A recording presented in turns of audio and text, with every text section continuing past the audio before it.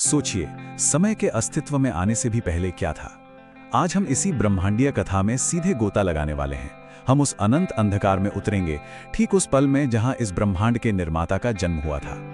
ये कोई साधारण कहानी नहीं है दोस्तों, ये एक ऐसा सिनेमाई महाकाव्य है जो हमें सीधे निर्माण, चेतना और समय की बिल्कुल शुरुआत तक ले जाता है। तो चलिए इस सफर को शुरू करते हैं।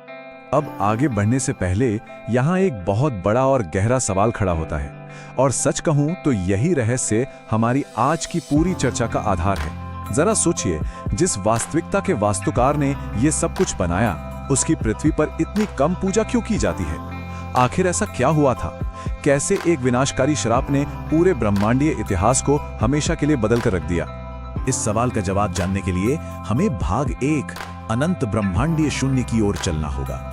हम कारण महासागर के भीतर की बात कर रहे हैं। पृथ्वी से पहले, देवताओं से पहले, यहाँ तक कि समय के शुरू होने से भी पहले सिर्फ और सिर्फ एक अकल्पनीय शून्य था।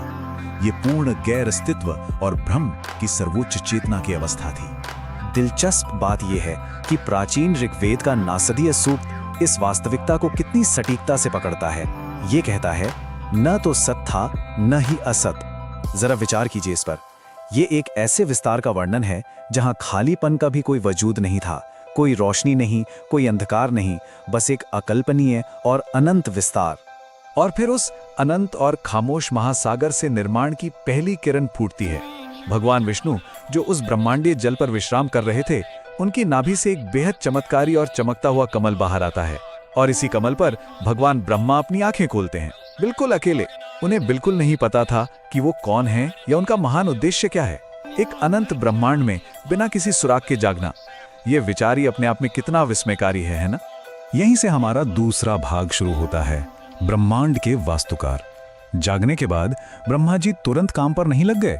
उन्होंने हजारों दिव्य वर्षों तक गहरा ध्यान किया, और इस ध्यान के बाद ही उनके भीतर दिव्य ज्ञान जागृत हुआ।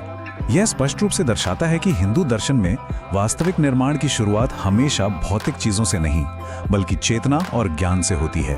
तो अब सवाल यह है कि उन्होंने इस भौतिक वास्तविकता को बनाया कैसे?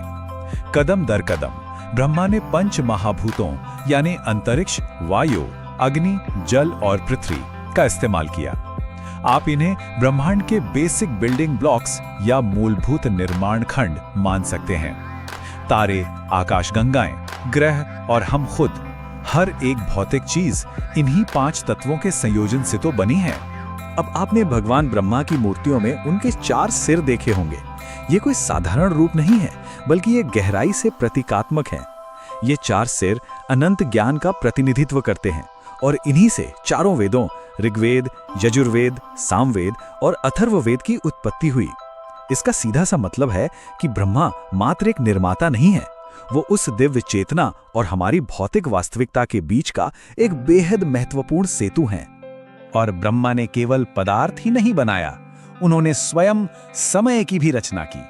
और ये समय एक सीधी रेखा में नहीं, बल्कि विशाल चक्रों में चलता है, जिन्हें हम युग कहते हैं। सत्य युग की परम शुद्धता से शुरू होकर त्रेता, द्वापर और अंत में हमारे वर्तमान कली युग तक ये चक्र ब्रह्मांड की क्रमिक आध्यात्मिक गिरावट को ट्रैक करता है। और यहाँ एक ऐसा तथ्य है जो सच में आपको हैरान कर देगा। ब्रह्मा जी का एक दिन हमारे इंसानी पैमानों के हिसाब से अरबों साल का होता है। ये अद्भुत है कि प्राचीन हिंदू ब्रह्मांड विज्ञान की ये समय गणना आज के आधुनिक खगोल भौतिकी मॉडल्स के साथ कितनी समानता रखती है। आज के वैज्ञानिक भी तो ब्रह्मांड की उम्र अरबों साल ही बताते हैं, बिल्कुल उसी तरह जैसे सदियों पहले कल्पना की गई थी। लेकिन इस पूरी प्रक्रिया में सब कुछ इतना आसान नहीं था। अब हम आते हैं भाग 3 पर, विनाश की आवश्यकता। इस विशाल नए ब्रह्मांड को आबाद करने के लिए ब्रह्मा ने 4 कुमारों की रचना की, पर यहाँ एक अड़चन आ गई। उन कुमारों ने सांसारिक जीवन में पढ़ने से साफ इनकार कर दिया। उन्होंने दुनियादारी के बजाय शुद्ध आध्यात्मिक ज्ञान को चुना। इस इनकार ने ब्रह्मा जी को पूरी तरह से चौंका दिया, और वो अत्यंत क्रोधित हो उठे। और उनके इसी प्रचंड क्रोध से भगवान रुद्र की भयानक शक्ति का जन्म हुआ। यहाँ हमें एक बहुत ही गहरा दार्शनिक सत्य देखने को मिलता है। एक तरफ ब्रह्मा का शांत सृजन है, तो दूसरी तरफ रुद्र की अराजक ऊर्जा। ब्रह्मांडीय संतुलन बनाए रखने के लिए निरंतर निर्माण के साथ साथ विनाश का होना भी उतना ही जरूरी है। ये दोनों शक्तियां एक दूसरे से अलग नहीं की जा सकती। इसके बाद कहानी एक नया और खतरनाक मोड़ लेती है। भाग 4 में अहंकार और 5वां सिर। जैसे जैसे निर्माण आगे बढ़ा, ब्रह्मा जी ने महसूस किया कि उनकी बनाई इस परफेक्शन से भरी दुनिया में अभी भी कुछ बहुत ही महत्वपूर्ण तत्वों की कमी है, कुछ ऐसा जो इसे जीवंत बना सके। इस कमी को पूरा करने के लिए उन्होंने देवी सरस्वती को प्रकट किया और ये एक बहुत ही आवश्यक कदम था। उनकी वीणा ने इस नए ब्रह्मांड को दिव्य ध्वनि, गहन ज्ञान, रचनात्मक कला, भाषा और संस्कृति से भर दिया। सच कहें तो सरस्वती के सर्वोच्च ज्ञान के बिना ब्रह्मा की रचनात्मक शक्ति बिल्कुल अधूरी और अर्थहीन थी। हालांकि पौराणिक कथाएं हमें बताती हैं कि जब सरस्वती जी आगे बढ़ीं तो ब्रह्मा ने उन्हें निहारने के लिए अपना एक 5वां सिर बना लिया। ये घटना बहुत गहराई से प्रतीकात्मक है। यह हमें दिखाती है कि कैसे अनंत ज्ञान भी शुद्ध अहंकार, अनियंत्रित इच्छाओं और मोह के सामने कमजोर पड़ सकता है। ये उस संतुलन का टूटना था जिसे बनाए रखना सबसे ज्यादा जरूरी था। और इसी अहंकार का सीधा नतीजा था भाग 5, भगवान शिव का श्राप। ब्रह्मा जी का ये बढ़ता हुआ अहंकार जल्द ही एक स्मारकीय ब्रह्मांडीय टकराव का कारण बन गया। हुआ यूं कि ब्रह्मा और विष्णु के बीच इस बात को लेकर एक बड़ी बहस छिड़ गई कि दोनों में से सर्वोच्च कौन है।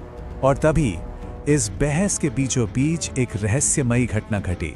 उनके सामने भगवान शिव प्रकाश के एक अनंत स्तंभ के रूप में प्रकट हुए, जिसे हम ज्योतिर्लिंग कहते हैं। शिव ने दोनों देवताओं को चुनौती दी कि जो भी इस स्तंभ की शुरुआत या अंत खोज लेगा वही सबसे महान होगा। और बस युगों तक चलने वाली एक खोज शुरू हो गई। ये हिस्सा बहुत ही दिलचस्प है। भगवान विष्णु नीचे की ओर गए, युगों तक खोजते रहे, पर उन्हें अंत नहीं मिला और उन्होंने पूरी ईमानदारी से अपनी हार मान ली। लेकिन दूसरी तरफ ब्रह्मा जी जो ऊपर की ओर गए थे, उन्हें भी कोई अंत नहीं मिला, पर उन्होंने झूठ बोल दिया। अपने अहंकार के वशीभूत होकर उन्होंने एक विशाल झूठ गढ़ा और केतकी के फूल को अपने झूठे गवाह के रूप में इस्तेमाल किया। ब्रह्मांड के निर्माता ने अहंकार को सत्य पर हावी होने दिया। अब आप अंदाजा लगा सकते हैं कि इसका परिणाम क्या हुआ होगा। यह पूर्ण विनाशकारी था। भगवान शिव अत्यंत क्रोधित हुए और अपने काल भैरव रूप में प्रकट हुए। उन्होंने एक ही झटके में ब्रह्मा के उस 5वें सिर को, जो उनके अहंकार का प्रतीक था, काट दिया। इसके साथ ही शिव ने एक ऐसा कठोर शाप दिया जिसने ब्रह्मा को हमेशा के लिए पृथ्वी पर व्यापक रूप से पूजे जाने के अधिकार से वंचित कर दिया। सत्य अंततः ब्रह्मांड के निर्माता से भी बड़ा साबित हुआ। ये पूरी घटना हमें भाग 6 यानी अंतिम ब्रह्मांडीय रीसेट तक ले आती है। ब्रह्मा के निर्माण और उनके पतन की ये शक्तिशाली महाकाव्य गाथा हमें ये याद दिलाती है कि हिंदू ब्रह्मांड विज्ञान में ये विशाल, सुंदर और त्रुटियों से भरी रचना कभी भी स्थायी नहीं है, क्योंकि अंततः सब कुछ महाप्रलय के दौर से गुजरता है।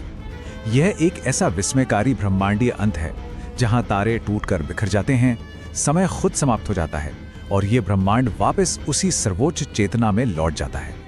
यहाँ तक कि खुद निर्माता भी उसी प्रारंभिक शांत महासागर में विलीन हो जाते हैं, ताकि भविष्य में ये चक्र फिर से एक नई शुरुआत कर सके।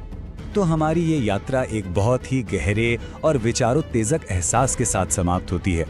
ये पूरी कथा सिद्ध करती है कि कोई भी अस्तित्व ब्रह्मांडीय नियमों और परम सत्य से ऊपर नहीं है।